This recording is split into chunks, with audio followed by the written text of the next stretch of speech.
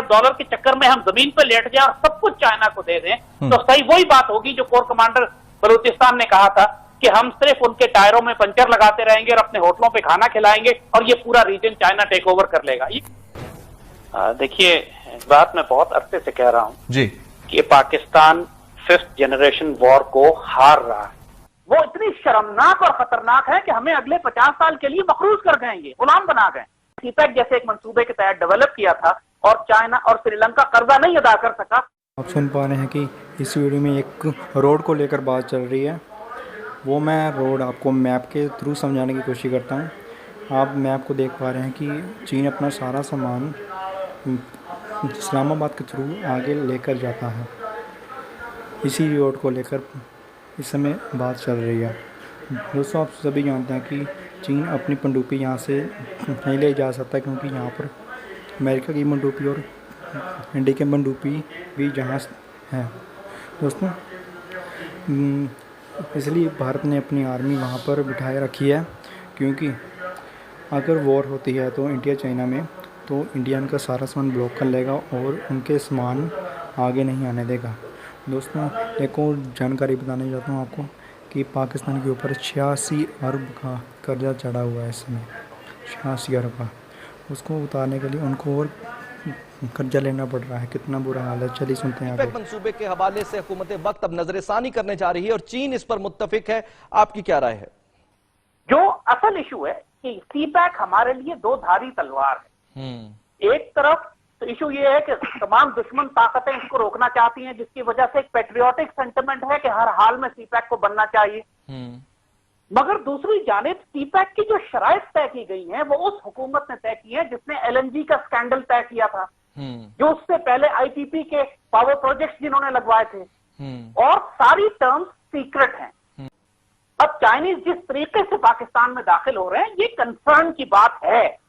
अब मुझे कोई ये नहीं कह सकता कि मैं वेस्टर्न या वेस्टेड इंटरेस्ट पे काम कर रहा हूं, लेकिन जब एक पेट्रियोटिक सेंटिमेंट भी यही है कि आप सीपैक की टर्म्स एंड कंडीशंस पहले डिफाइन करें। पहले ये कहा गया था कि वो उसमें सिर्फ ट्रांजिट रूट होगा। 1.4 ट्रिलियन डॉलर की एक्सपोर्ट उन्होंने पाकिस्तान से करनी है, तो एक रोड रूट तो वो इस्तेमाल करेंगे ही।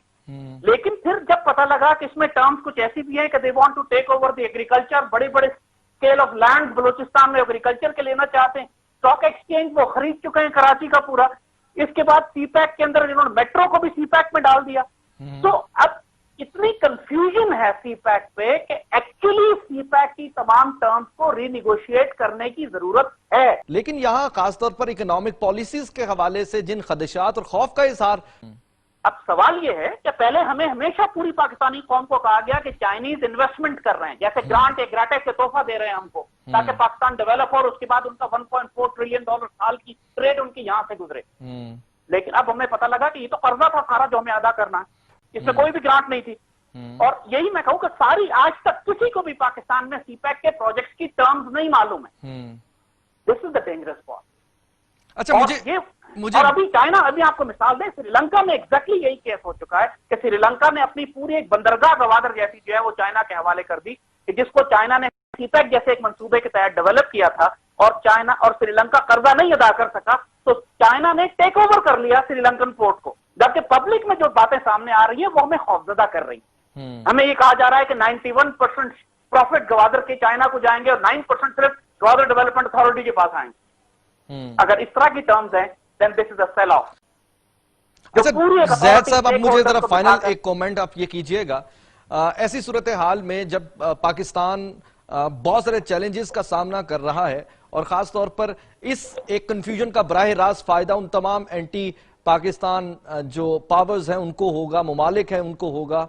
अब ऐसी सूरत हाल में पाकिस्तान की हुकूमत को इस तरह की एटलीस्ट कंफ्यूजन से बचने के लिए क्या करने की जरूरत है? इतने लोग इस वक्त नई हुकूमत में आए, इनमें किसी को भी डिप्लोमेसी का तजुर्बा नहीं है। सिर्फ शाह महमूद कुरैशी एक पुराना है जिसने थोड़ा बहुत वो एक टेन्योर गुजार चुका है।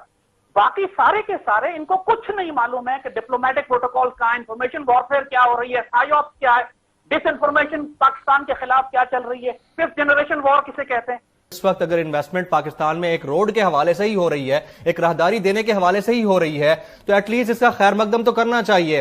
अब जिस तरह के वाकयात बच्चियों की शादियों के और उनको चाइना ले जाकर उसके बाद उनको जिनसी तौर पर इस्तेमाल करने के सामने आए हैं और पाकिस्तान के मीडिया ने जिस तरह से उनको हाईलाइट किया है, अगर इस तरह के वाकयात इंडिया में चाइना जाके करता या उनका कोई अलाई करता तो इंडियन मीडिया इस तरह हाईलाइट कर रहा होता?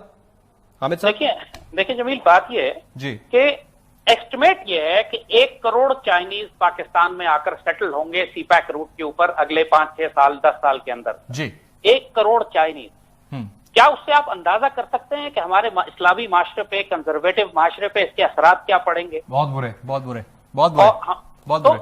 ये बात तो हमें कुछ कहने की जरूरत नहीं है, एवरीबॉडी नोज़। आप कुत्ते खाएंगे, बिल्लियां खाएंगे, सुअर खाएंगे, फिर वो आपका जो आपकी वाइल्ड लाइफ है वो तबाह कर देंगे, वो भी खत्म हो जाएगी। तफरीक है ना जी, बिल्कुल। तो आपको यही बात कि इल्लामा इकबाल ने जो बात कही थी, इस रिस्क से मौत अच्छी जिस रिस्क से आती हो परवाज में कोताही। बात यह कि हम अपनी जान, माल, इज्जत, आबरू, अपने ऑनर, अपनी गैरत, अपनी तहजीब तो नहीं फरोख्त कर रहे हैं 10 अरब 15 अरब डॉलर के लिए, इसलिए कि चिनिया अपनी सामान ले जाके बेच सके गवादर के जरिए। हमको अपनी शराइत, अपनी मर्जी की तय करनी और सिंपल रूट दें उनको, जैसे कहा सिंपल सीधा सीधा रूट दें कि जी आप अपने ट्रक लेके यहां से यहां चले जाएं। फैक्ट्रीज जो आप लगाएंगे यहां पर वो पाकिस्तानी टेक्निकल टीम होंगी, आप टेक्नोलॉजी ट्रांसफर करेंगे और हमारी बाकी इसके अलावा इनको स्टॉक एक्सचेंजेस और ज़राअत और एग्रीकल्चर और हमारी पावर यूटिलिटीज और हमारी पावर जनरेशन, हमारी एजुकेशन, ये सब इनके हवाले करने की जरूरत नहीं। और इसके लिए जाहिर है चूंकि शरायत खतरनाक है, जब भी खुफिया रखी गई है, वरना पब्लिक इंटरनेशनल एग्रीमेंट है, पब्लिक क्यों नहीं करते आप? और सीपैक अथॉरिटी क्यों नहीं बनाते? सीपैक अथॉरिटी का मतलब है कि उसके अंदर आर्म फोर्सेस के, ISI के, कोस्ट गार्ड के, हाईवे अथॉरिटी के, port, Karachi port, Pakistani ports के, सब इदारों के नुमाइंदे हों ताकि वो मिलकर एक नेशनल प्लान बनाकर चाइना से नेगोशिएट करें। अभी खुफिया तौर पर एक प्राइम मिनिस्टर पिछली हुकूमत का या इस हुकूमत की फाइनेंस मिनिस्ट्री जो डील कर रही है, ये फिर शक पैदा करती है। और जो चीजें सामने आ रही हैं वो इतनी खतरनाक हैं कि परेशान कौन है। इमरान भाई, क्या रहा है final comment, 5th generation warfare, सिर्फ कर्जे 11, 12, 20 अरब डॉलर के चक्कर में हम जमीन पर लेट जाए और सब कुछ चाइना को दे दें तो सही वही बात होगी जो कोर कमांडर बलूचिस्तान ने कहा था कि हम सिर्फ उनके टायरों में पंचर लगाते रहेंगे और अपने होटलों पे खाना खिलाएंगे और ये पूरा रीजन चाइना टेक ओवर कर लेगा। चर्चा से चीन के षड्यंत्र को समझ गए होंगे।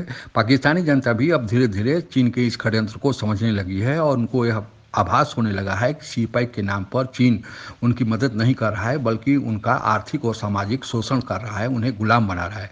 पाकिस्तान की जनता तो चीन की चालबाजी समझने लगी है। अब बारी है पाकिस्तान की सरकार की, वह कब समझती है।